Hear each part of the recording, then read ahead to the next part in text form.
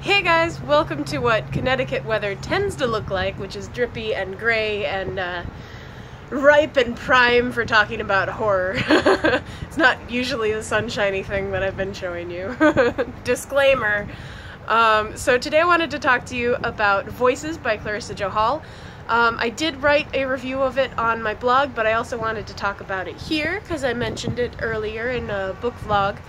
And yes, so it is set in a mental institution, and the character Moira is, she's delightful in like a broken, going crazy by the voices in her head kind of way.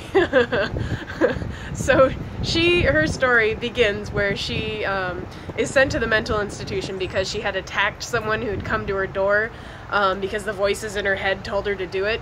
Well, those voices are ghosts that have attached themselves to her, and they're just upset spirits. They're like angry, vicious spirits. One isn't too bad, like one's more of a guilt thing, and the other one is just really bad. He is a malevolent thing. And in her story arc, I really enjoyed how she went from being like this kind of damsel in distress type character who was really relying on the men who had appeared in her life to try and help her. So you had Adam, who was one of the mental institution patients, and Adam also sees ghosts, so he was able to help her out that way. And then her psychiatrist was actually really helpful because he's like, you know what? When she's around, weird stuff happens, and I don't think just voices in your head can make like things go flying against walls. So he actually was trying to help her by actually figuring it out instead of just dosing her with a lot of pills.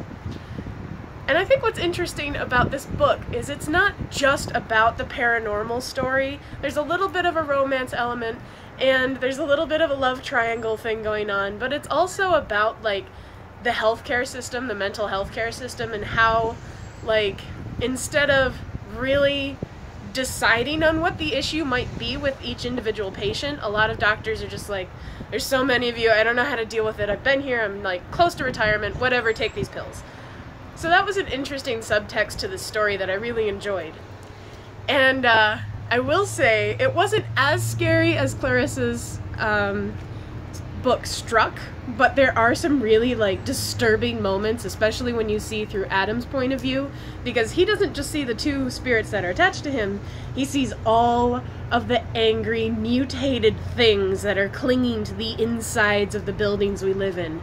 And it was really just, there were some really good moments there. So the only thing that I would have loved to see a little bit extra from is our two leading male characters. I would have loved to have seen more about them, like learn more about their lives and what makes them tick. I got to know so much about them that I really started to enjoy them as like the three main characters. So Moira was the most developed, and then you had Adam and the doctor, and I just wanted a little bit more, and then it would have been stellar. So 4 out of 5 blood spattered stars. I do think you should check this out, especially if you enjoy a little more light-hearted paranormal suspense thriller type stories.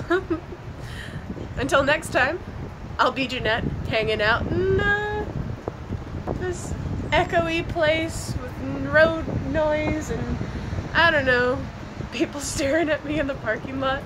That's not creepy at all. So until next time, I'll be seeing you in your nightmares. I have no idea what accent that was supposed to be, but it's for you. Bye guys.